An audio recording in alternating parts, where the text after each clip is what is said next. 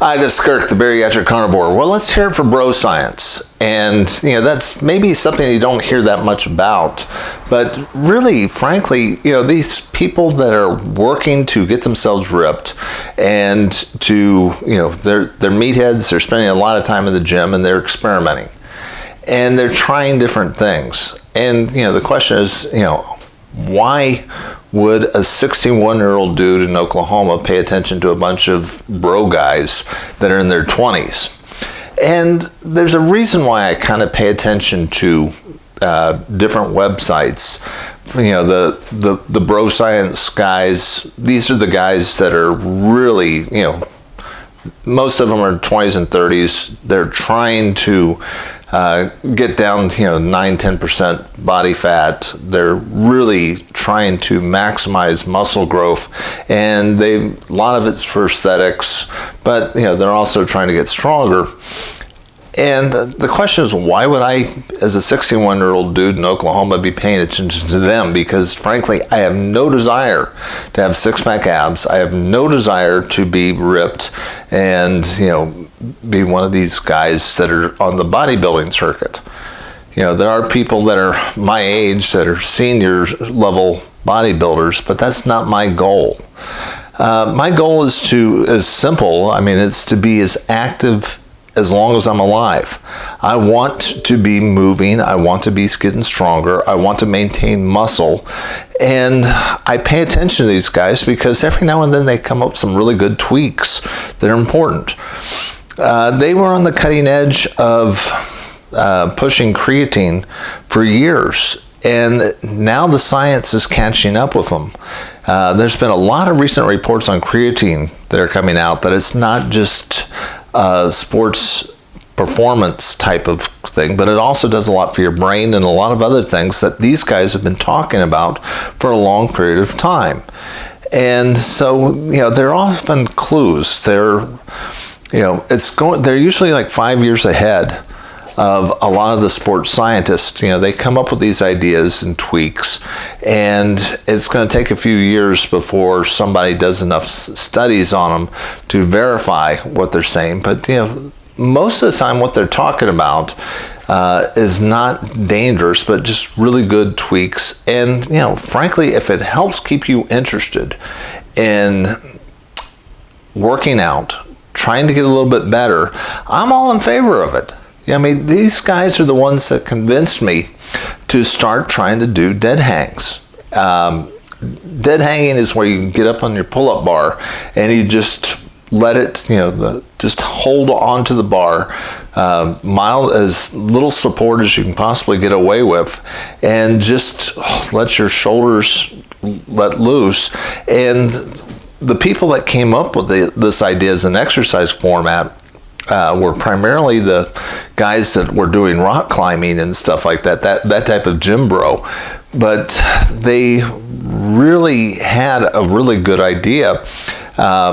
And then, those guys started it. Other guys kind of picked it up and they realized, it's decompressing the back.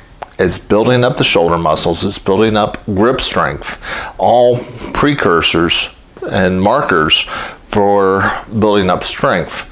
And because of that clue that they gave me, I started incorporating it where I start that's how I start my day. I hang by my pull-up bar for a minute first thing in the morning and just do a dead hang. And it really has done wonders for my back. It completely decompresses it.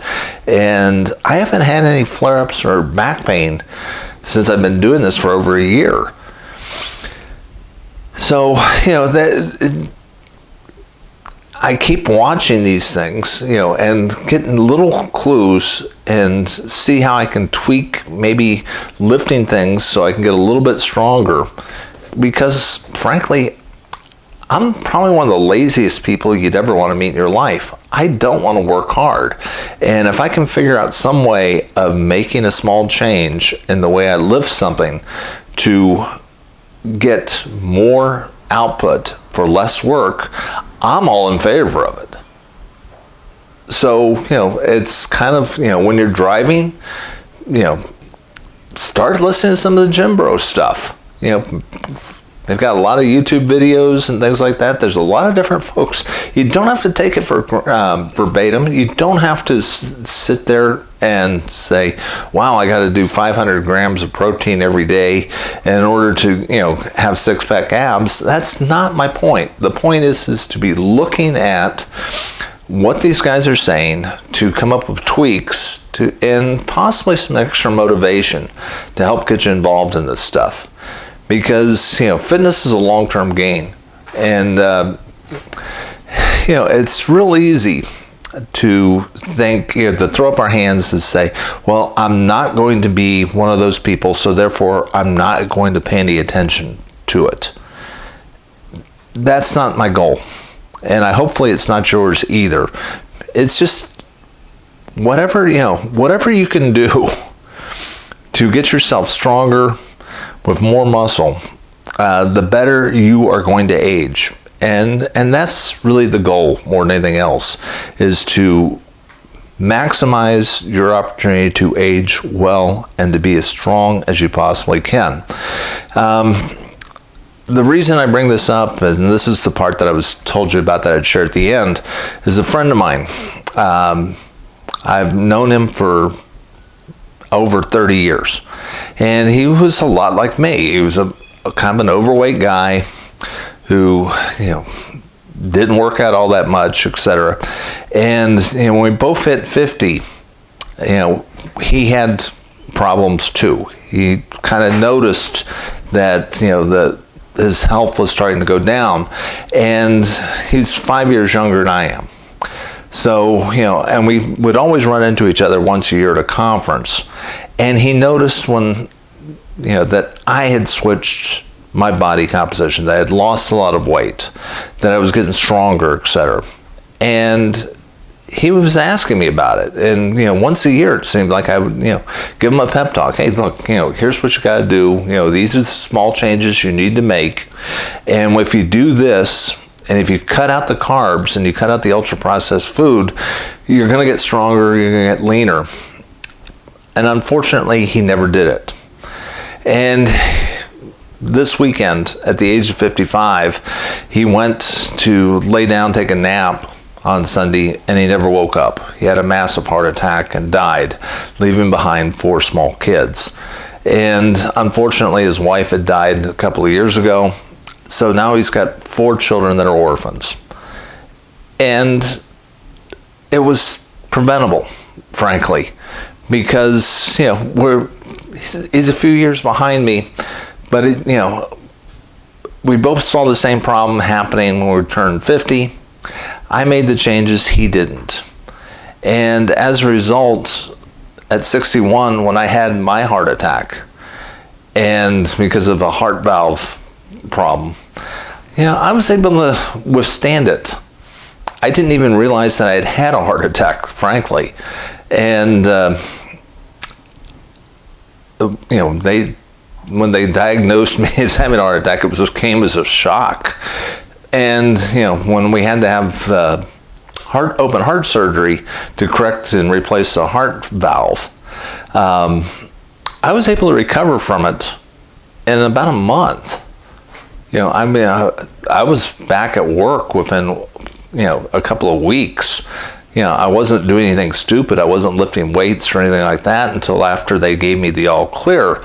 But, it didn't slow me down, frankly, all that much. I was able to recover from it pretty darn quickly. And that's because, not because I'm a gym bro, not because I'm like somebody that is trying to become remarkably physically fit or anything like that. I'm just trying to be as strong as I can. I mean, what's kind of cool when I really look at it is, as near as I can determine based on like push-ups and activity counters and all that other type of stuff, I'm really about in the upper 5% of guys my age group. Frankly, though, that bar is kind of low. I mean, the average guy my age can't even do 5 push-ups. And, so if you're able to do more than 5 push-ups, you're doing well above what most people can do in their 60s. I mean, like I said, the bar is pretty darn low. Unfortunately, my friend couldn't do that. And he's dead, and he's got 4 orphan children that they've got to find a home for. That's not good. So, but look, if you're on this side of the grass, you still got chance. You still have an opportunity to make the lifestyle changes, to get rid of the processed junk food. It's not easy. I agree. It requires change. Change is always painful, but it's possible. And it's relatively inexpensive to do. I mean, the positive changes to make yourself healthier are very inexpensive. It costs less than $50 to get a set of bands on Amazon to start incorporating resistance training. Walking is basically free. Getting rid of junk food and just switching over to hamburger is almost the same price. So we're not talking about any big cost, but just making these small little changes over time can make all the difference in the world and give you the most active life you can. I'm not guaranteeing that you're going to live forever. I'm not going to guarantee that you're going to have 6-pack abs and become a gym bro. But I will say this, you're going to be healthier and able to withstand life's challenges better. That much I can pretty much guarantee for anybody that's willing to make these type of changes. But make the changes while you can. This is Kirk, the Bariatric Carnivore. I try to put out a couple messages each week. If you like this message, please hit like and subscribe. I will talk to you again soon.